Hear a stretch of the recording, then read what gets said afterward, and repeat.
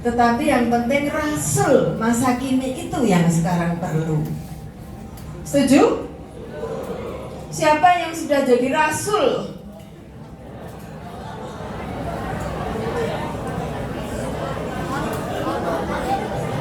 Takut katanya. Rasul itu apa sih? Rasul itu adalah orang yang percaya ikut Kristus, bergerak kemanapun juga. Matius 28. Pergilah ke ujung berung. Pergilah ke ujung dunia. Ujung berung itu tempat jualan taplak-taplak bagus itu, Bu. Karena tanya ujung berung itu mana? Ujung berung itu di Bandung ya. Karena saya kadang-kadang juga jualan seperti itu. Lalu selain pergi, kemudian mewartakan sampai berani ada punya calon-calon baptis rasul. Jadi kalau di paroki kita itu tidak ada baptisan, berarti Anda belum merasul. Oke saudara-saudari? Lemes. Misalnya, ini sambil menunggu data nih. Misalnya, murid saya calon baptis tadinya ada banyak, tapi ternyata mereka mulai semakin mau kenal Yesus, lalu menjadi ada penyakit-penyakit datang. Apa itu? Males datang. Pertama terlambat 5 menit, terlambat 10 menit, terlambat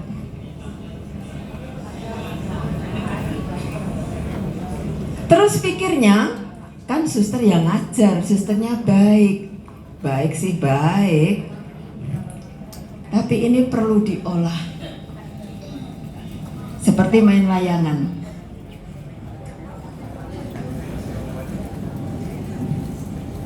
Ketika orang terpanggil dan serius, dia akan tekun. Tetapi ketika orang dipanggil merasa dan kurang serius, dia pasti malas. Apalagi terpanggil karena segera membuat foto-foto prewed. Ini paling bencekno kata orang Jawa Timur. Maaf ya, jangan dibeli baptisnya. Lebih baik Anda menikah dengan dispensasi. Saya bantu uruskan, setelah itu belajar. Jadi jangan sampai dibeli.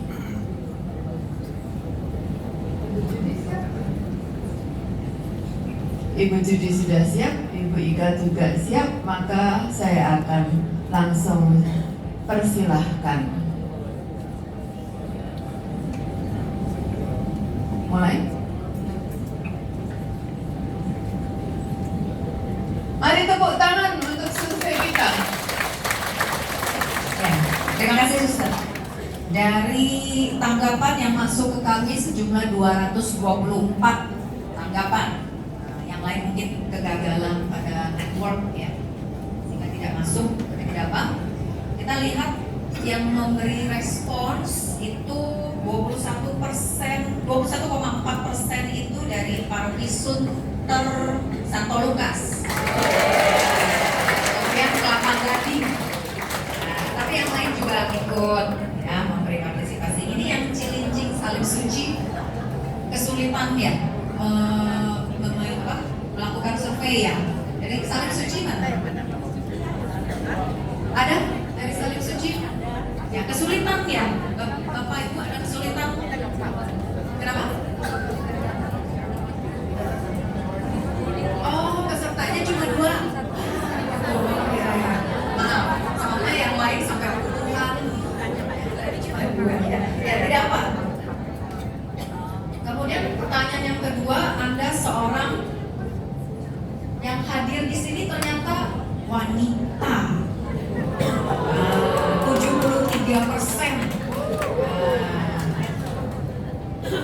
Dan kalau kita lihat batasan usianya itu paling banyak 37% itu di usia 51 sampai 60 tahun. Mantap ini ya. Kemudian yang 32%, 32,6% itu usia 41 sampai 50 tahun. Masih usia produktif semua, ini masih pada segar-segar ya, saya lihat masih pada semangat semua. Tapi ada juga yang usia 21 sampai 30 tahun. Beberapa orang kayaknya ya. Berapa orang ya? Yang usianya 21 sampai 30 ada? 1, 2, 3 ya. 4 di belakang ada.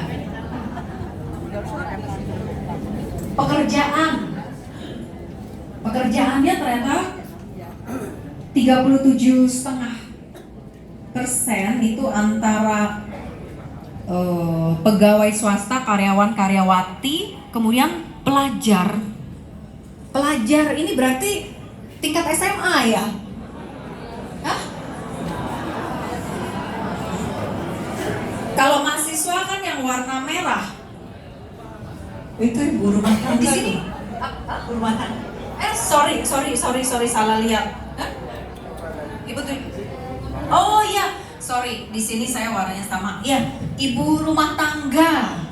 Ya, ibu rumah tangga dan pegawai swasta atau karyawan-karyawati, termasuk juga guru atau dokter ya, atau profesional lain. Kemudian motivasi Anda melayani di liturgi lingkungan. Nah, ini saya salut. 71,4% mengatakan ingin belajar lebih lagi tentang liturgi. Ya, tepuk tangan untuk kita semua. Ya, saya bangga, saya salut. Semuanya ingin mengetahui lebih tentang liturgi. Kemudian sudah berapa lama Anda menjadi pengurus lingkungan? Nah, ini 30,8% mengatakan 1 sampai 3 tahun, berarti 1 periode ya. Rata-rata 1 periode semua ya di sini ya. Baru 1 periode atau? Ya, nggak, maksudnya yang ini yang 30% ini berarti masih 1 periode ya di seksi liturgi lingkungan ya. Nah, kemudian yang 25% itu 3 sampai 6 tahun, berarti sudah 2 periode. Dan yang 22,8% warna biru itu kurang dari 1 tahun. Kurang dari 1 tahun berarti baru ditunjuk, baru dilantik ya. Pertanyaan selanjutnya, apakah peran Anda dalam pelayanan liturgi lingkungan? Ini saya agak kaget juga melihat karena 106 responden atau 47,3% mengatakan perannya itu mencari tempat atau rumah umat. Seksi liturgi lingkungan tuh kerjaannya mencari rumah untuk misa. Ya, untuk pertemuan ya, untuk misa atau rosario atau apa gitu ya. Jadi, tugas utamanya itu hanya mencari tempat. 47%. Kemudian kalau yang 39% ini oke juga, membantu pastor menyiapkan ibadat atau misa. Kemudian yang 35% membuat doa umat. Nah, ini juga oke nih. Pasti berarti doanya udah jago-jago nih ya. Pintar-pintar buat doa semua nih. Kemudian yang 33% ini juga masih ada. Pertama, mengedarkan undangan saja. Masa tugasnya seksi liturgi lingkungan juga hanya mengedarkan undangan ya, mengirim undangan ke rumah-rumah. Kamu rumah kasih surat undangan sambil bilang, "Bu, jangan lupa ya, Pak, jangan lupa ya." Bisa gitu ya.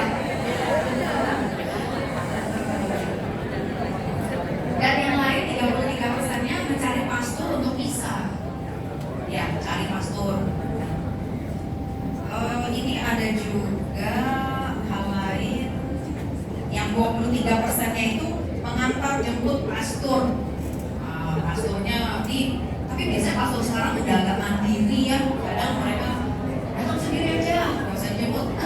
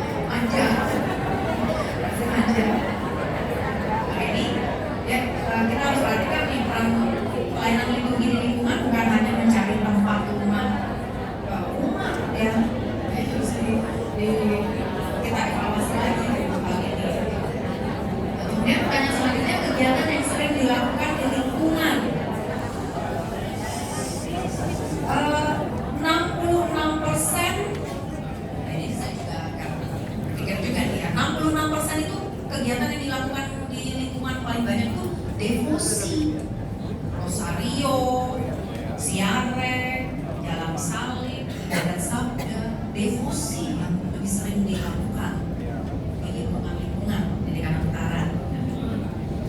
Kemudian yang 63%, nah, partisipasi dalam pelayanan rutin di gereja. Biasanya kan kur lingkungan ya, kur lingkungan, tugas kolektan, taktik, dekorasi, apalagi